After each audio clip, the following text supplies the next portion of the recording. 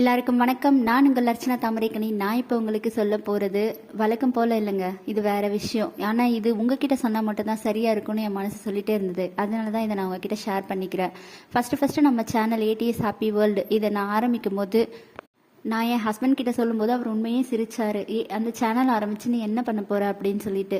இல்லைங்க, அந்த சேனல் பார்த்தா ஏதாவது ஒரு இன்ஃபர்மேஷன் அவங்க கண்டிப்பாக தெரிஞ்சுக்கணும். அது நல்ல ஸ்டோரிஸாக இருக்கலாம், இல்லாட்டி ஏதாவது ஃபேக்ட்ஸாக இருக்கலாம், இல்லாட்டி நல்ல கதைகளாக இருக்கலாம். சின்ன பிள்ளைங்க பார்த்தா கூட அவங்களுக்கு பிடிச்ச மாதிரி தான் இருக்கணும்.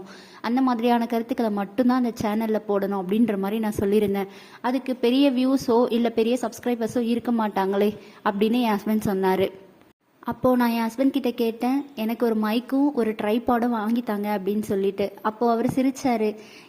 என்னன்னே தெரியாமல் நீ ஆரம்பிக்கிற உடனே இது எல்லாமே வேணுமா அப்படின்னு சொல்லி சொன்னார். சரி ஓகே, அப்போ எப்போ வாங்கி தருவீங்க அப்படின்னு நான் கேட்டேன்.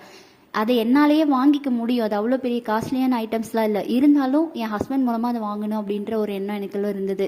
அதனால நான் அவர்கிட்ட கேட்டேன். அப்போ வந்து அவர் என்ன சொன்னாருன்னா, என்னை என்கரேஜ் பண்ணுற மாதிரி, நீ ஃபஸ்ட்டு வந்து ஒரு 1000 சப்ஸ்கிரைபர்ஸ் வரவை, அப்போ வந்து நான் கண்டிப்பாக உனக்கு மைக் வாங்கி தரேன் அப்படின்னு சொன்னார். இப்போ நம்ம சேனலில் 1040 சப்ஸ்கிரைபர்ஸ் இருக்குங்க. சேனல் ஆரம்பித்து 1.5 வருஷம் ஆயிடுச்சு. 1040 சப்ஸ்கிரைபர்ஸ் இருந்தாலும் அந்த வாட்ச் டைம் ஹவர்ஸை நான் ரீச் பண்ணவே இல்லை இது வரைக்கும்.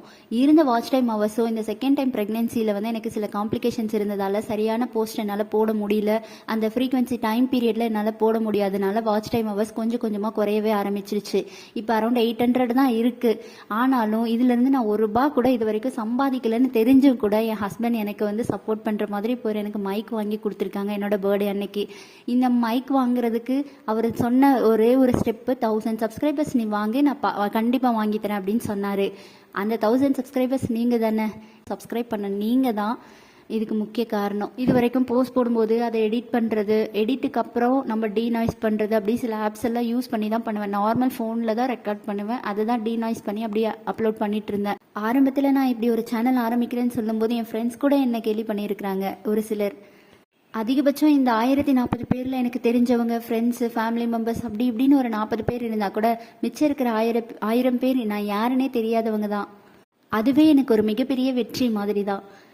உங்கள் மூலமாக எனக்கு இன்னைக்கு மைக் கிடச்சிருக்கு. இனிமேல் மனைவி அமைவதெல்லாம் இறைவன் கொடுத்த வரம் அப்படின்னு சொல்லுவாங்க. என் விஷயத்தில் அப்படியே ஆப்போசிட்டுங்க. கணவன் அமைந்ததெல்லாம் இறைவன் கொடுத்த வரம் அப்படி தான் சொல்லணும். என் ஹஸ்பண்ட் பற்றி சொல்லணும்னா அவர் வாங்கி கொடுத்த அந்த மைக்கோட இமேஜ் இதில் நான் ஷேர் பண்ணுறேன். அதில் என்னென்ன ஃபீச்சர்ஸ் இருக்குன்னு நான் இன்னொரு ஷார்ட்ஸில் உங்ககிட்ட ஷேர் பண்ணி. நம்மளோட சேனலை சப்ஸ்கிரைப் செய்யாமல் பார்த்துட்ருக்கிறீங்க, நீங்கள் சப்ஸ்கிரைப் செஞ்சுட்டு பார்த்தீங்கன்னா எங்களுக்கு மேலும் ரொம்ப என்கரேஜ்மெண்ட்டாக இருக்கும், நிறைய நல்ல கருத்துக்களை சொல்கிறதுக்கும் பதிவிடுறதுக்கும்.